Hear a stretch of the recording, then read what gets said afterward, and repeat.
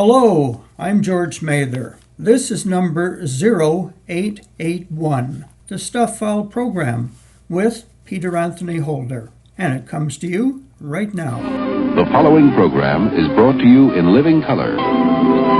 Now, it's time for an eclectic mix of interviews and some of the oddest news stories you'll ever hear. It's the Stuff File program with Peter Anthony Holder.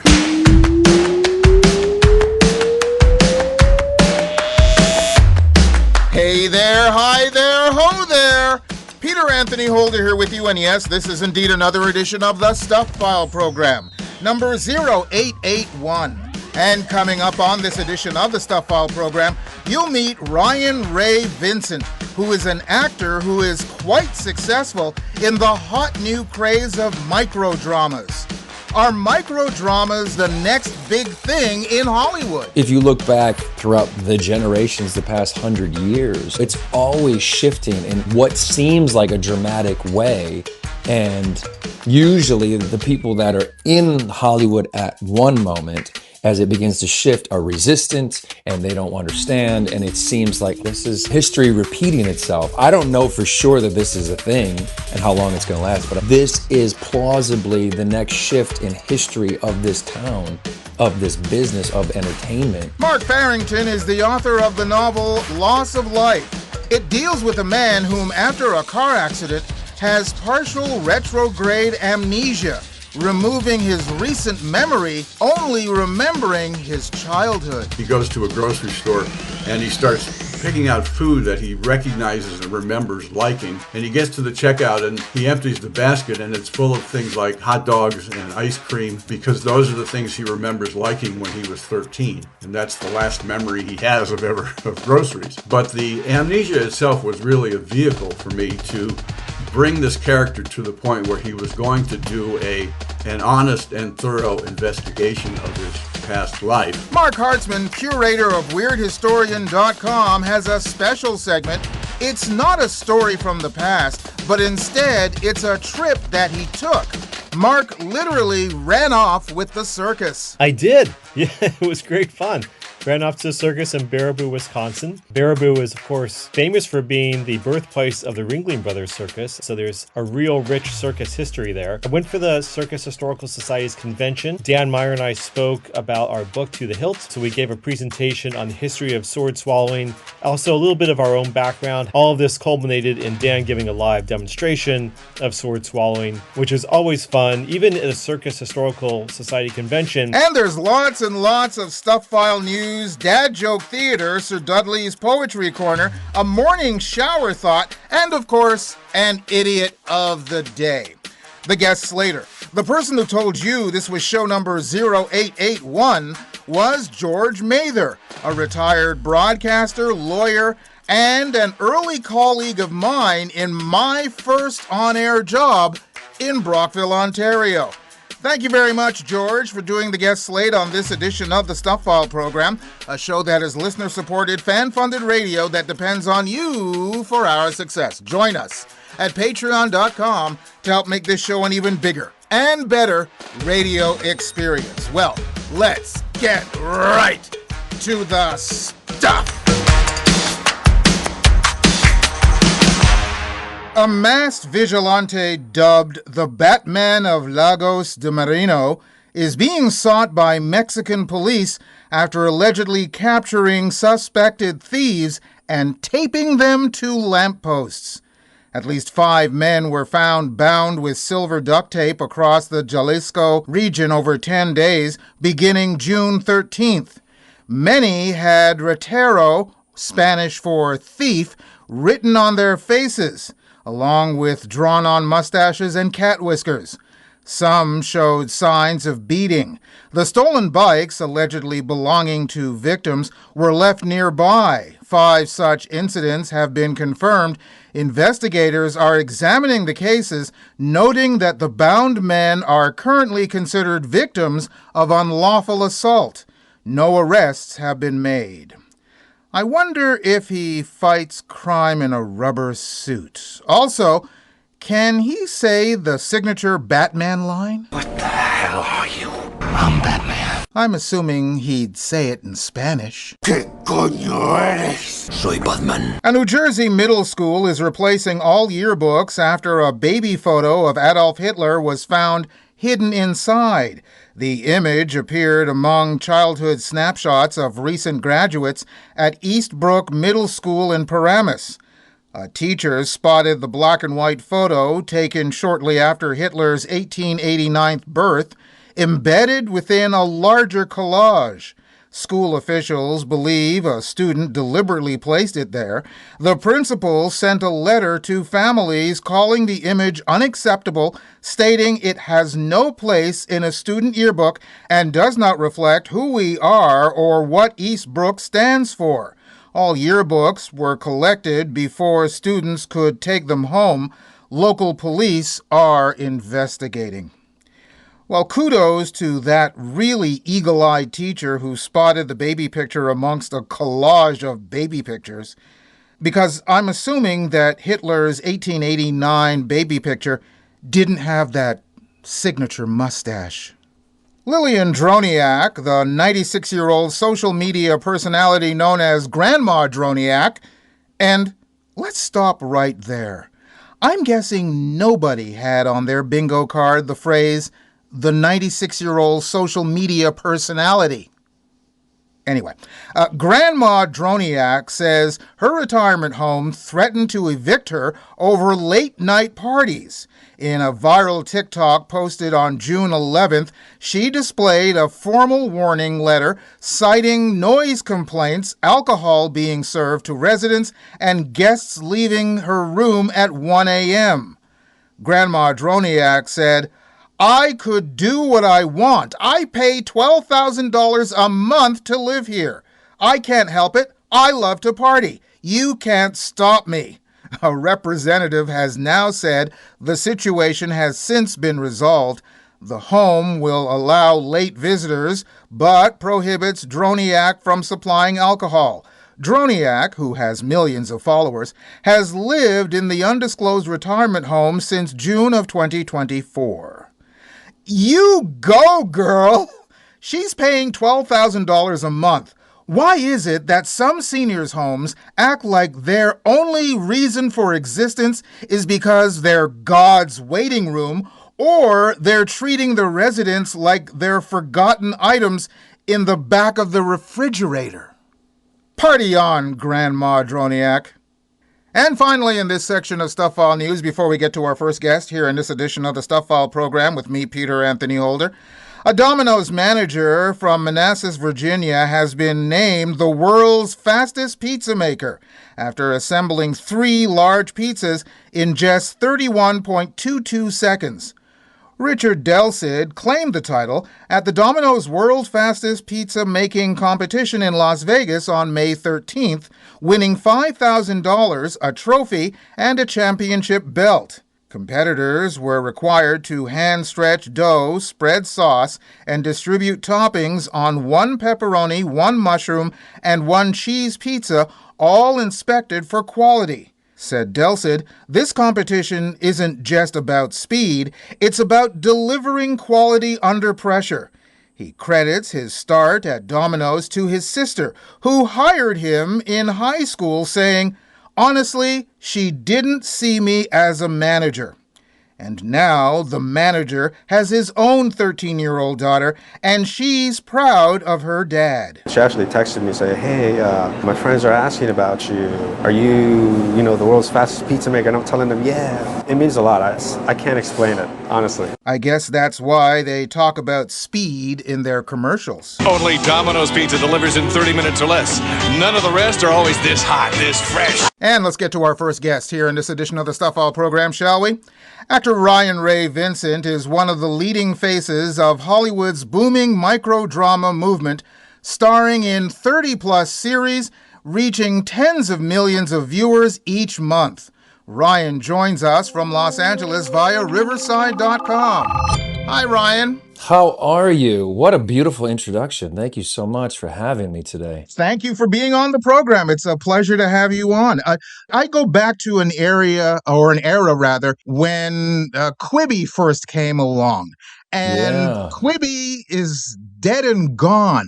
What was wrong with Quibi, and was it just ahead of its time? I think that's what the big debate is. As I recall, Jeffrey Katzenberg, that was the face of that whole moment. You know, he had all the right pieces in play, but I just don't think that the world, and I mean the viewers of television and program storytelling, were ready or willing to accept, or the conditioning hadn't occurred yet of how everybody stares at their cell phone for so long. I mean, from what I read in 2025, the average screen time for anyone was around, with the smartphone that is around 10 hours a day. And that's accumulated from social media and looking at your bank statement and texting and whatever. So it's just an enormous amount of time, but I just don't know if the shift had taken place where we're relying on the cell phone or short form content yet as much as we are in the past, I'd say 3 years,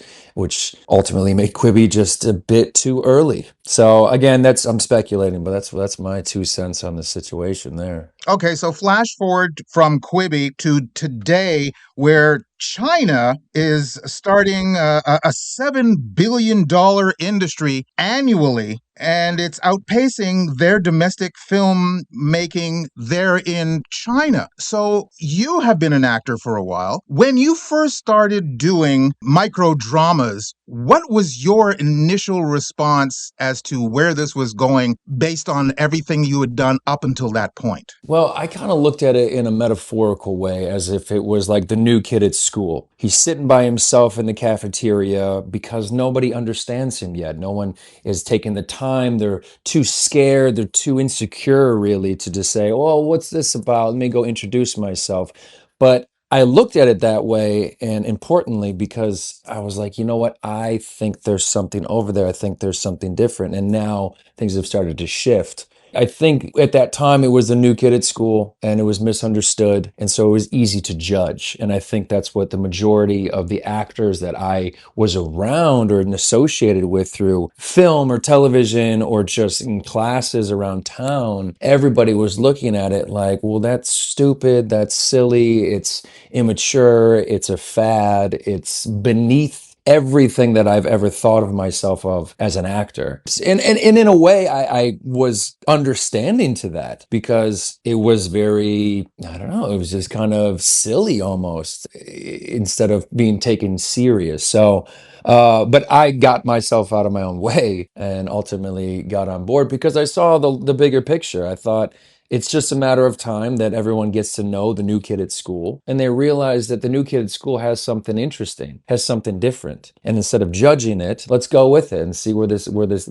ends up, you know? I think that's the other thing too, is that, you know, this is a very difficult industry historically, generations. One of my favorite interviews is with Orson Welles, and he talks about how everyone he loves came to Hollywood and then has just been like tarnished and stained and a lesser person. Their light has been dimmed by this town. And, you know, that's very sad, but it's also very true because it really doesn't appreciate hard work as much as it just chooses and it picks. And so this kind of created an avenue for people that weren't necessarily chosen, but who had some kind of talent or something to offer to have a platform. And so I think that was a beautiful thing as an actor. And I think that was a part of the growth of it as well, because you have a lot of people that are wanting to be a part of this business and don't have a way in, and now they get to do that.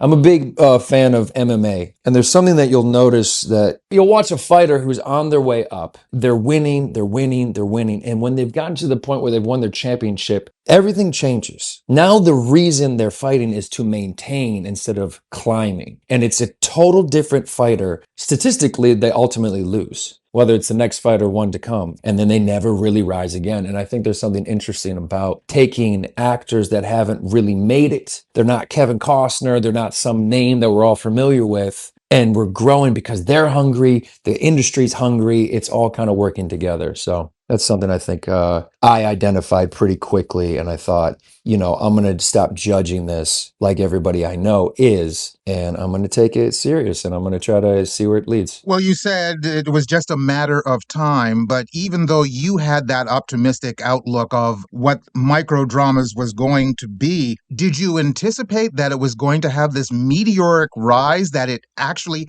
has? I don't think I could anticipate that it would. I was definitely taking a chance by committing myself and my time to it, that it could end at any given second. It could be, Beanie Babies. It could be just NFTs. It could be the hot thing for the rest of the summer, and that's it. But there was another part of me that thought, well, Hollywood, if you look back throughout the generations, the past 100 years, it's always shifting in what seems like a dramatic way. Usually the people that are in Hollywood at one moment, as it begins to shift, are resistant and they don't understand. And it seems like, okay, this is kind of history repeating itself. I don't know for sure that this is a thing and how long it's going to last, but I think this is plausibly the next shift in history of this town, of this business of entertainment.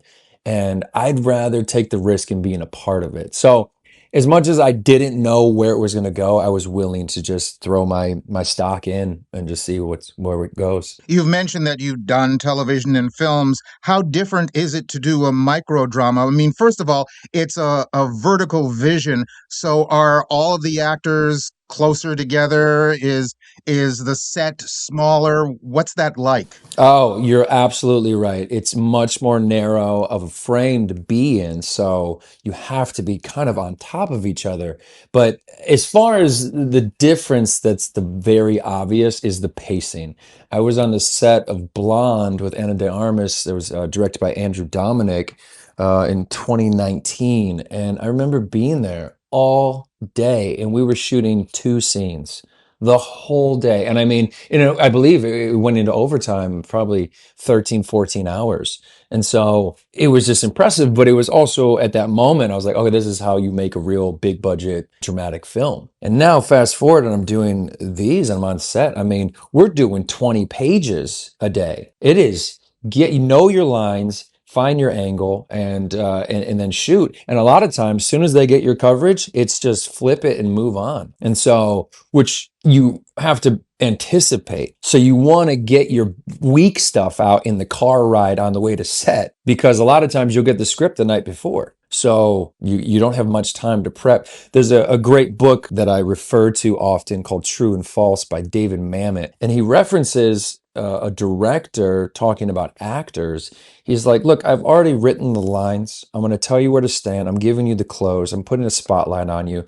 Just say the line with some kind of spontaneity. Just be right there, be present. And that's all I need. And sometimes I just allow myself to look at it that simple in order to keep this thing going. Because I also acknowledge that I'm not the only one on set. There's all these other actors, there's all these other crew, which is usually working for less money and more hours. And everybody has their own personal lives. So it's like this machine has to work with a pace that is just, you can't slow down for the traditional kind of approach towards storytelling. In the grand scheme of things, a particular microdrama, how long would it last running time? How many episodes would that be running time? And how long would it take for you to create one as an actor? Well, I think that the easiest way to look at it is say, we're making a movie, a very traditional 90-minute or so feature-length film. But the writing style is written with these cliffhangers that happen every 60 to 90 seconds, which ultimately will be your episodes. So inside 90 minutes, you get, let's say, 55 to 70 or so episodes that can be chopped up so you can watch them in these kind of bite-sized cliffhanger moments. And I think it's designed specifically as if you were at a cocktail party and someone's passing hors d'oeuvres. You can continue to socialize and enjoy the evening as someone walks by with a little quiche and you just take a bite and it was delicious and then you carry on. It's kind of the same concept, just watching entertainment. I think that's the best way to use a metaphor for that. And when it comes to films, there's the Oscars. When it comes to television, there's the Emmys. What is available for microdramas, if not now, maybe in the future? Well, that's a very interesting question, because right now, since it's still 90% is the more recent statistic I saw of the audience that watches this is in China. So that means you have a fraction of people really in this country that's watching. So all the awards or any kind of acknowledgments that are going on is purely fan driven, which ultimately is the same audience that's been watching General Hospital and Days of Our Lives for all these years. They've just switched over to their cell phones. So I've been a part of a couple awards ceremonies, but again, they are 100% ran by the fans, voted on by the fans, and attended by the fans. Now, in the future, I think that could plausibly change just as more mainstream people are getting involved, whether it's a production, a studio, or ultimately a network. And then I think the industry will have to respond with some kind of process like that. Well, Ryan, thank you very much for being on the program with us. May you be the first person with a star on the Hollywood Walk of Fame for microdramas. Oh, wouldn't that be crazy? You know, the one thing I have learned about living in Los Angeles and pursuing this path is that it is so non-linear. There is no A, B, C, D. I used to work construction where I was raised in Cleveland, Ohio, and I just knew, like, you have to start laying bricks. You have to get your hands dirty first. You cannot be the foreman without years of experience and understanding and somebody else validating that you earned your spot. But this is just such a crazy, bizarre path. So, you know, I hope you're absolutely right. And I'm going to stick around for a long time to find out. So we shall see. Ryan, thank you very much for being on the program. Thank you so much for having me. It's been a pleasure. Actor Ryan Ray Vincent, star of many a microdrama. To find out which titles he's in and also where you can find them, the best place is to head to his Instagram page. You can go to our website at thestuffile.com to the page for this show, which is show number 0881, and you'll find links to Ryan's Instagram site. You're listening to the Stuff File program with me, Peter Anthony Holder. And now, Dad Joke Theater. I had a really happy childhood. My dad used to put me in tires and roll me down hills. Those were good years. Join us again for another Stuff File program, Dad Joke Theater. There's still more guests, more news, and an idiot of the day coming your way on the Stuff File program. Stay tuned. The Stuff File program is a listener-supported, fan-funded radio show that depends on you for our success. Join us at patreon.com to help make this show an even bigger and better radio experience. Sign up and find out about our rewards program.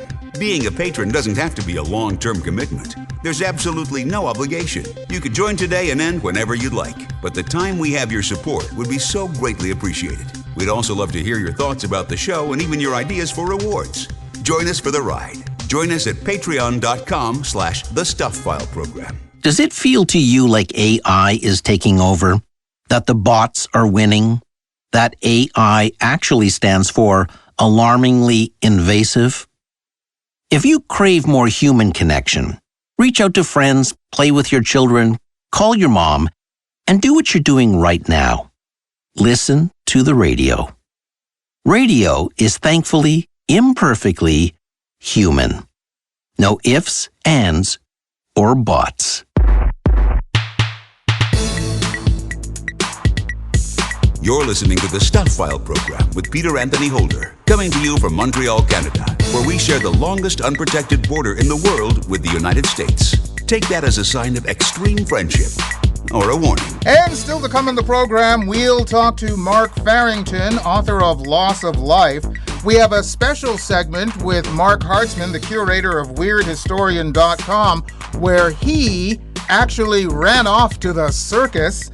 And, of course, we do have Sir Dudley's Poetry Corner, a morning shower thought, and an Idiot of the Day coming your way. But right now, we've got much more in Stuff File News right here, right now.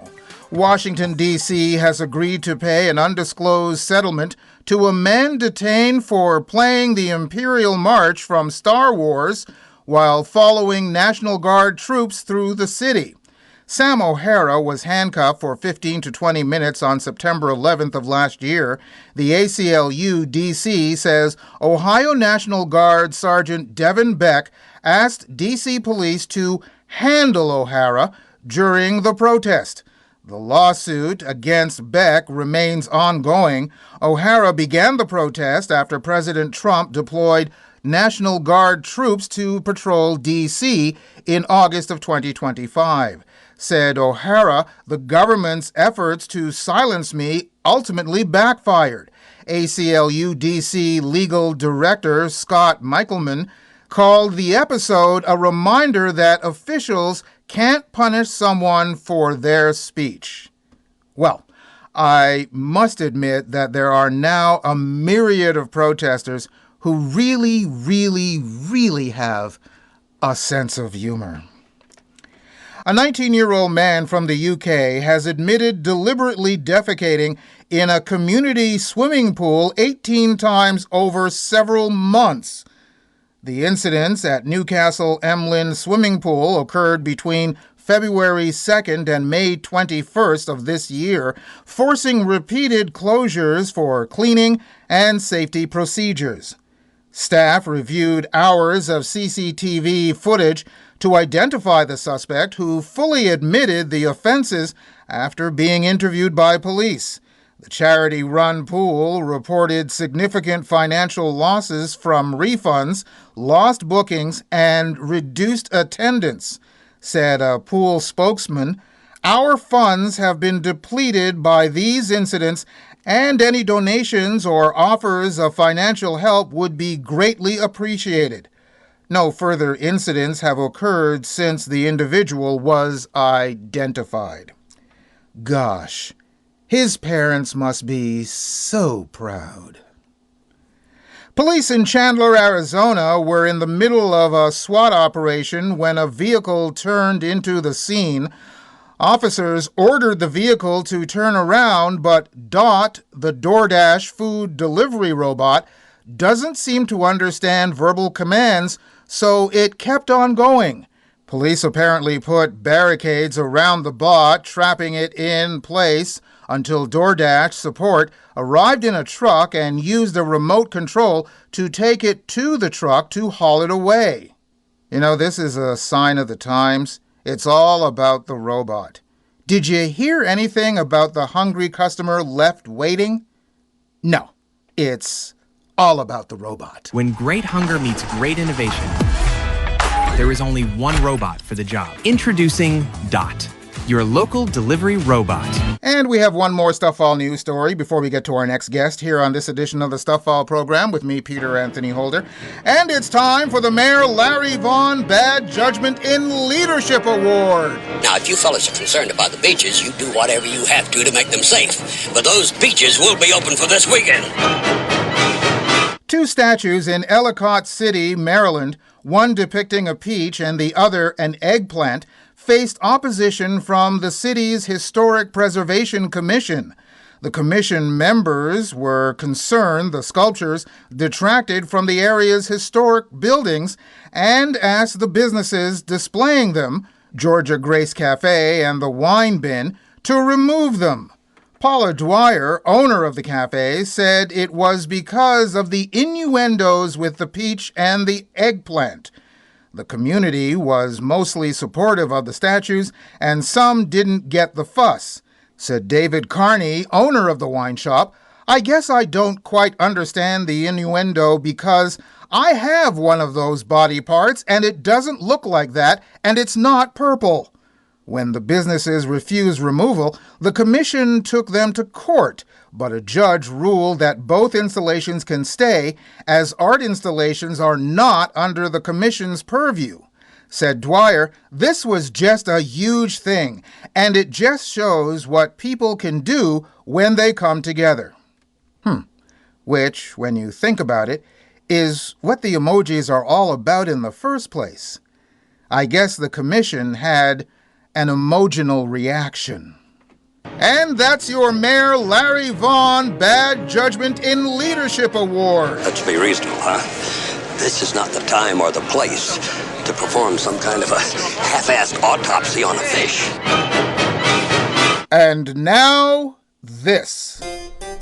The Stuff File presents Sir Dudley Piddly Havisham Sedgwick Smythe's Poetry Corner. There once was a girl named Cheryl who raised a small kitten quite feral. It scratched at the door, then hissed at the floor, and put her fine rugs in great peril. And let's get to our next guest here in this edition of the Stuff File program, shall we? Marc Farrington is a recently retired writing teacher of nearly 40 years. The last 25 of them teaching at Johns Hopkins University. He has written many short stories in the past, but he's now written his first novel. It's called Loss of Life. Marc joins us from Portland, Maine via Riverside.com. Hi, Marc. Hi, Peter. How are you? Just chickadee-boo. Thanks very much for taking the time to be on the program with us. As I mentioned, you were a teaching professor for nearly 40 years, and you've written short stories, but now you've decided to write your first novel. Why wait so long? Well, I had written or tried to write a couple of novels over the years. They didn't quite work out, but this was one that I've been thinking about for a long time. And when I finally got the chance to really focus on it, it went very well, and I was very pleased with the work I was doing. So everything just kind of came together for me with this book. Before we get into the topic of the book, and it does involve an actual teaching professor, which is something that you have done for so many years, I'm just wondering, when it comes to teaching, obviously your students are inspired by what you have to bring to them as a teacher, but what inspires, if anything, from them of you as a writer? That's a good question.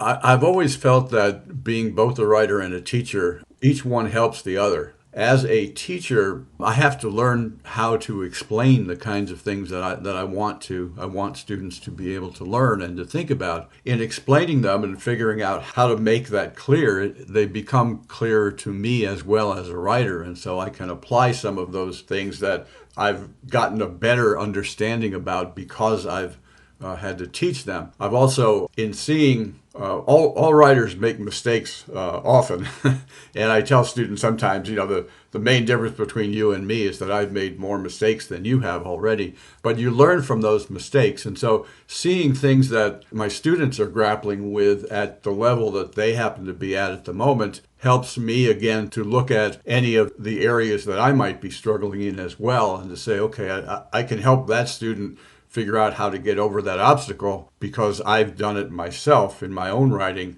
or sometimes in trying to help the student get over an obstacle I have not encountered before in my writing, I will learn something that then I can apply to my writing later. So they work hand in hand, or they have for me anyway, for a long time. It's been gratifying to me to be able to do both, because I love to do both. What is the novel Loss of Life all about? Well, the main character is 41-year-old Matthew Winton, who wakes up at the beginning of the novel in a hospital and is told that he's had a car accident. He doesn't remember the accident, and as time goes on, he realizes that he has lost his memory of the last 25 or so years of his life. He can remember back to when he was a child, and he can remember things from his childhood up through about the age of 13 or 14. But after that, he has no memory whatsoever. He lives alone, he has no family, and he's, in a way, he is a teacher. He's a college professor who teaches writing. That's something that I knew, so I could fill in the details of his life in that regard because I've done it myself. But he's essentially living a reclusive life, and so he really has to figure out for himself how to navigate this world that is totally new to him. He doesn't know how to turn on a computer, for instance. He doesn't recognize anyone that he met after the age of 13. So he doesn't know who he is friends with. He doesn't know if he's hurt somebody. He doesn't know who he's loved. He has to basically start from scratch. In his home, he finds hundreds of books, and he can't remember even one of them or having read any one of them. He doesn't know how to teach. He can't remember how to teach. So it's really a matter of him trying to navigate his life, because his life for him is brand new. I guess for all writers, there is a what if going on in their head when it comes to jotting down or typing a particular story. So what was the inspiration for Loss of Life? I've long been fascinated with memory and the importance of memory, and particularly for someone like myself. I was 44 years old when I married for the first time. My wife and I have no children, and particularly along, I think, with the fact that I do write, and so I'm very conscious of getting into the past of characters and just the value of the past.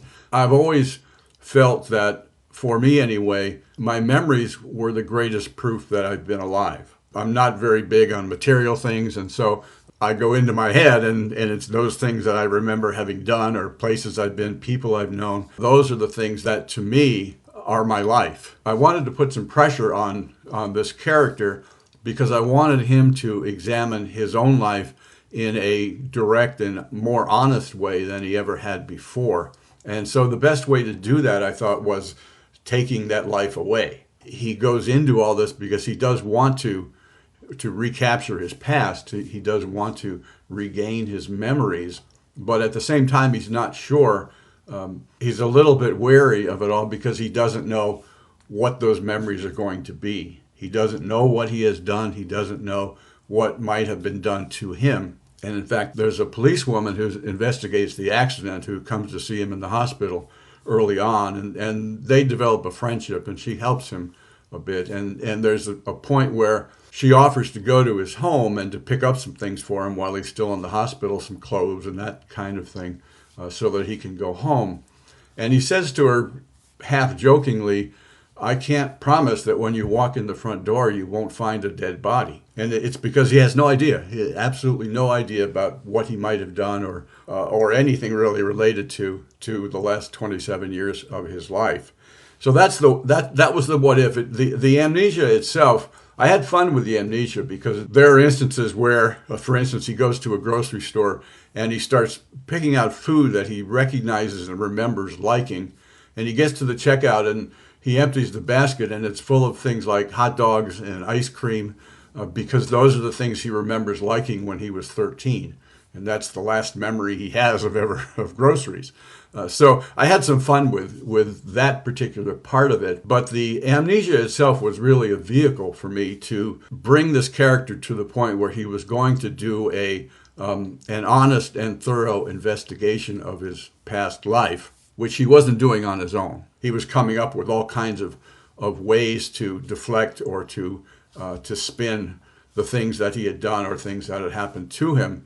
The sort of what if is, what if he had to look at his past in a clearer and more objective way. The amnesia sort of forced him to do that. You've written a first-time novel, again, as a teacher. Does it make it any easier to write a novel after writing short stories? In other words, is it a different muscle or muscle memory to write a full-fledged novel? And did you, as a teacher, avoid some of those pitfalls that some writers might have going from short story to novel? I don't know that it's a different muscle. It's a muscle that you use.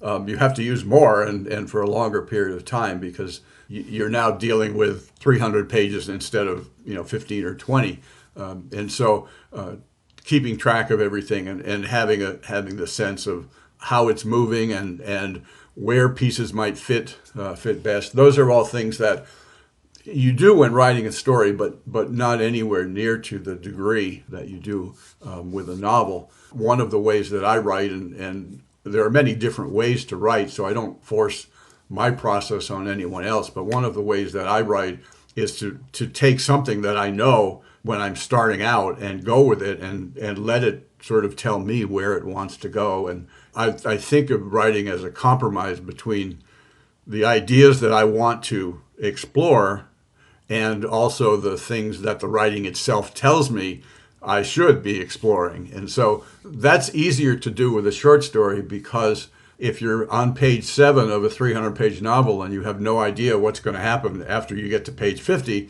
it can be a little bit daunting. So getting used to that, I think, is one of the things that's hard to do, and is much harder to do than it is with stories.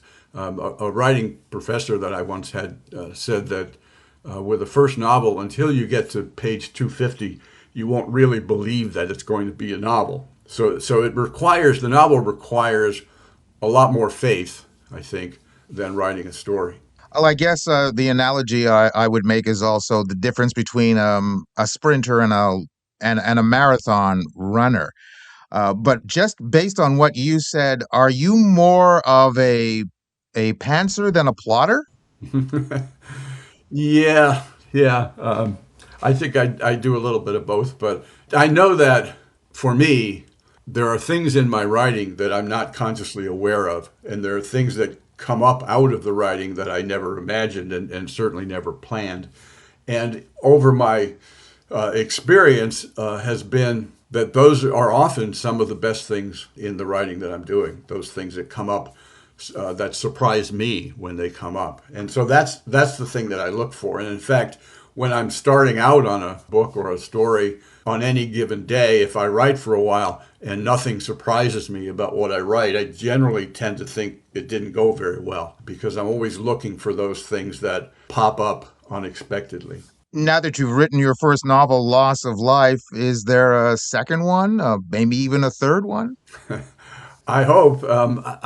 Right now I'm putting together a collection of my short stories. I've also started kind of wading into the possibility of another novel. Starting out, I'm just exploring ideas that come to me, or images, things that I've been thinking about, and I'll sit down and I'll write a page or two and see if there's something there that I like. And then after a while, if it does seem to be going somewhere and I'm interested in what I'm doing, I'll start thinking about trying to put it together and what kind of a shape it might take and all of that. I think having written this novel, I am more inclined to think of anything new that I'm starting as another potential novel. Whereas in the past, when I would start writing something, usually I would first think, oh, well, that's going to be a short story. So I'm more comfortable, I think, thinking of myself as a novelist now. Well, congratulations on your first novel, Loss of Life. And thank you very, very much, Marc, for taking the time to be on the program with us. Thank you. I enjoyed it a great deal. Marc Farrington, author of Loss of Life. You can go to our website at thestuffile.com to the page for this show, which is show number 0881, and you'll find links to Marc's website, plus links to either Amazon.com or Amazon.ca, where you can order his book directly. You're listening to the Stuff File program with me, Peter Anthony Holder.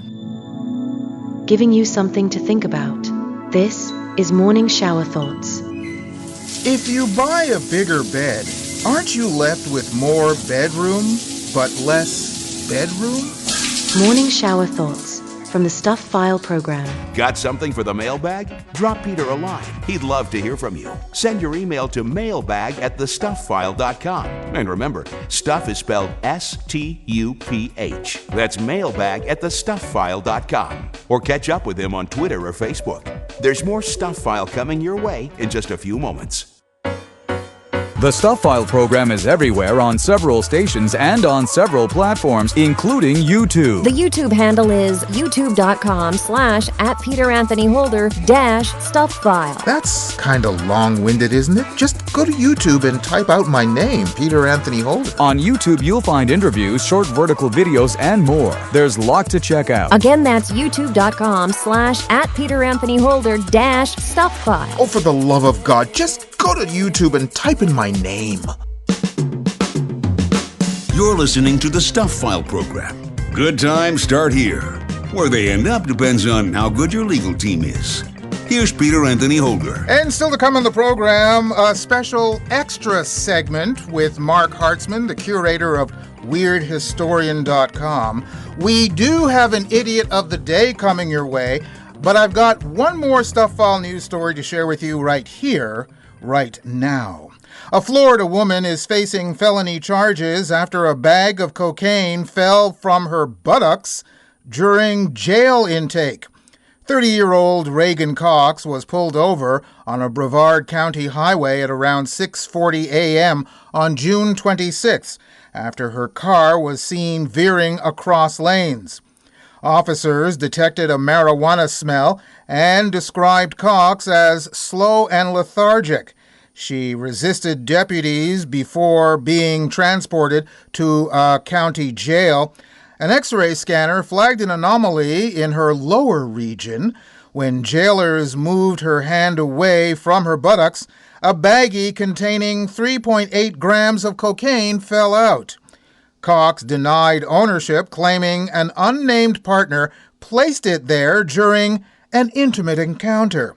She was charged with introducing contraband into a correctional facility and released on $3,000 bond.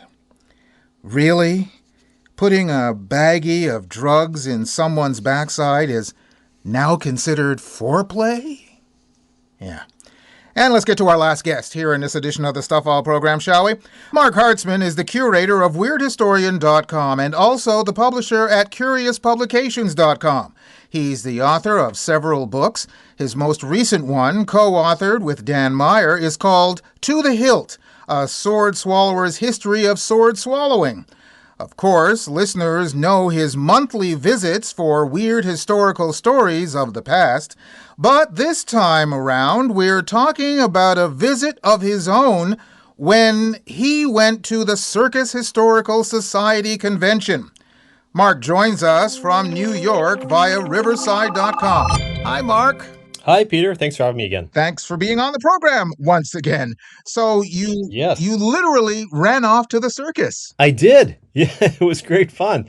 Ran off to the circus in Baraboo, Wisconsin. Baraboo is, of course, famous for being the birthplace of the Ringling Brothers Circus in the late 1800s. So there's a real rich circus history there. Yeah, I went for the Circus Historical Society's convention. Dan Meyer and I spoke about our book, To the Hilt, which you mentioned.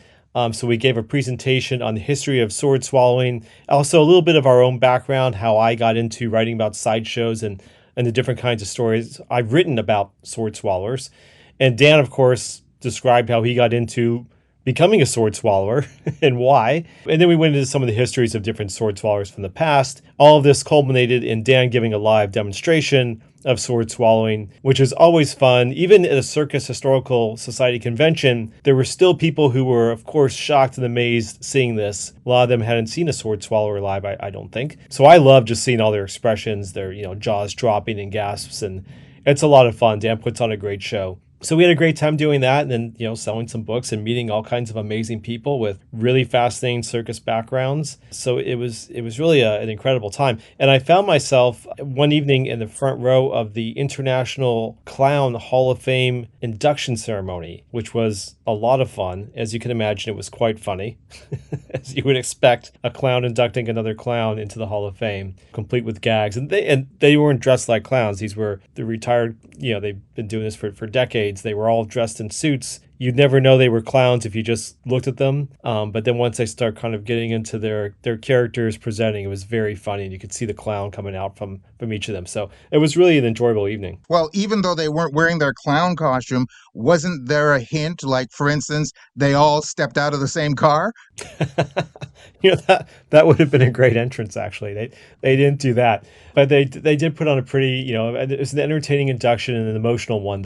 They had inducted first a man named Jerry Bangs, who was a very innovative designer of props and gags for clowns, for Ringling, from like the 30s through the late 40s, and then other shows afterward. And then after that, they inducted the executive director of the Clown Hall of Fame, who didn't know he was being inducted. The whole board went behind his back to induct him. So it was pretty emotional. He was very surprised by the whole thing. And, you could see that this man who had given so much joy to so many people for so long was feeling that joy coming back to him with this honor. So it was really quite a special event, and it was really a thrill to be there. And then the Clown Hall of Fame itself is just a few blocks away from the convention space. So we got to go over there, and I was so happy in the International Clown Hall of Fame, just walking around the different exhibits and seeing all these clown props and costumes, clown shoe displays. They had Emma Kelly, Bozo, Lou Jacobs, all these other famous clowns. So that was just, so much happiness just being in a clown museum surrounded by clowns. I felt so good there. And then there was also the Circus World Museum is also just down the street. And so we got to go there. They have an amazing exhibit, a huge collection of circus memorabilia and props and posters and artwork, which was beautiful. And then outside they have a whole space with it's just devoted to the circus wagons, from the late 1800s and early 1900s. And they're beautifully restored, so ornate, just really amazing. And they have a full circus tent. They put on a full circus for an hour, which was an incredible show. I mean, it's a full-on circus, as you would hope at Circus World in Baraboo. So that was really a lot of fun. And then they had the circus parade in Baraboo the next day. And so a bunch of those wagons on display were now being pulled through town for the parade, which was, again, an incredible experience. I watched the whole thing from the patio of the Ringling Mansion in town. So again, what better place to watch a circus parade than from the Ringling Mansion? Couple of questions. One is the Circus Historical Society convention. Does that take place every year? It does, but in different places. So this was Baraboo this year. Next year it's going to be in Sarasota, which also has a great circus history. Of course, the Ringling Museum is in Sarasota. So they have it in different places. I'm not sure of all the past locations offhand, but they do move around. And have you been to any of the locations that they have been in the past, either with a convention or just on your own because that's just the kind of thing you like? Well, more on my own because it's the kind of thing I like. So I've been to Sarasota and I've been to the Ringling Museum.